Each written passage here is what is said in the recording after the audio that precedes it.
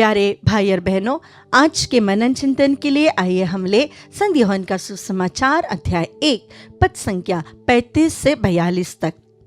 दूसरे दिन यूहन्ना फिर अपने 2 शिष्यों के साथ वहीं था। उसने ईसा को गुजरते देखा और कहा, देखो ईश्वर का मेमना। दोनों शिष्य उसकी यह बात सुनकर ईसा के पीछे हो लिए। ईसा ने मुड़कर उन्हें अपने पीछे आते देखा और कहा, क्या चाहते हो? उन्होंने उत्तर दिया, रब्बी अर्थात गुरुवर, आप कहाँ रहते हैं? ईसा ने उनसे कहा, आओ और देखो।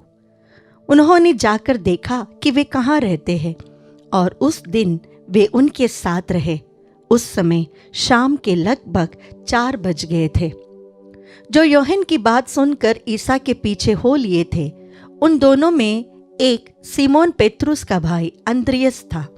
उसने प्रातः अपने भाई सीमोन से मिलकर कहा, हमें मसीह अर्थात क्रिस्त मिल गए हैं, और वह उसे ईसा के पास ले गया। ईसा ने उसे देखकर कहा, तुम यूहन्ना के पुत्र सीमोन हो, तुम केफस अर्थात पेत्रुस कहलाओगे। प्यारे भाई और बहनों, यहाँ पर जॉन द बैप्टिस्ट के 2 शिष्य जॉन द बैप्टिस्ट के द्वारा प्रभु ईसा के जो विवरण सुनकर उनका पीछा करने लगते हैं। बाइबल का एक सुंदर सा वाक्य है, जब ईसा मुड़कर उन्हें देखते हैं तो पूछते हैं क्या हुआ, तो वो जानना चाहते हैं कि रब्बी आप कहाँ रहते हो। ईसा ने उनके घर का पता नहीं दिया, बल्कि ईसा ने उनसे कहा, कम एंड सी, आओ और देखो। वे गए, उन्होंने देखा और वे ईसा के साथ ठहर गए। जब हमें प्रभु के बारे में अधिक जानने की आशा होती है, जिज्ञासा होती है, जब हम जानना चाहते हैं कि प्रभु कैसा है, क्या है, तब प्रभु हमसे भी यही कहते हैं, आओ और देखो। जिस व्यक्ति के अंदर एक चाह है कि ईश्वर को जानना है, सच्चे ईश्वर को पहचानना है, वह व्यक्ति जब भी प्रभु के पास जाएगा, प्रभु उसे जरूर कहेगा, आओ और देखो। ज़क्कैयोस ने एक छोटी सी इच्छा रखी थी, छिपकर बैठकर प्रभु को एक बार देखने की, लेकिन प्रभु तो उसको नीचे बुला लेता है, प्रभु उसके घर जाता है। यहां पर जब प्रभु इन दोनों को बुलाते हैं तो प्रभु इन्हें अपने शिष्य बनाने के लिए बुलाते हैं। ये दोनों प्रभु के पास गए, प्रभु के साथ देखा वह क्या करते हैं, क्या बोलते हैं, और वह रुक गए। इतना कि उनकी जिंदगी बदल गई। और इतना ही नहीं, उससे भी एक कदम आगे, दूसरे दिन सवेरे अंद्रियास जाकर अपने भाई से भी कहता है, हमने मसीहा को देखा है। वो उसे भी लेकर आता है।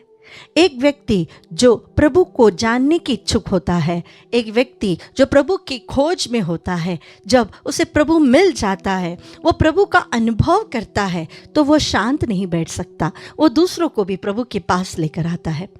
इसीलिए ही हम कहते हैं कि अगर प्रभु ने हमारे जीवन में कुछ अच्छा कार्य किया है, या हमें कोई चंगाई दी है, कोई अनुग्रह दिया है, या ऐसा कोई कार्य प्रभु ने हमारे जीवन में कर दिया है जिसे हमने इम्पॉसिबल सोचा था, तो प्यारे भाई और बहनों, हमें साक्ष्य देना है, हमें दूसरों को भी ये बात बताना है। इससे प्रभु की महिमा होती है। हमारे जीवन में क्या हमारे अंदर एक इच्छा है कि मैं प्रभु को जानूं? स्तोत्र ग्रंथकार कहते हैं, come and taste the Lord. प्रभु को चक्कर देखो कि वो कितना मधु से भी मीठा है।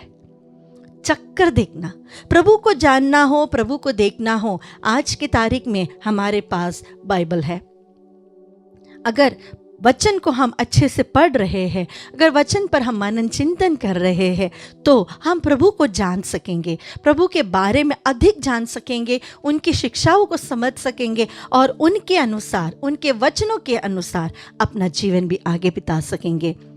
आज प्रभु आपसे भी कहता है, आओ और देखो।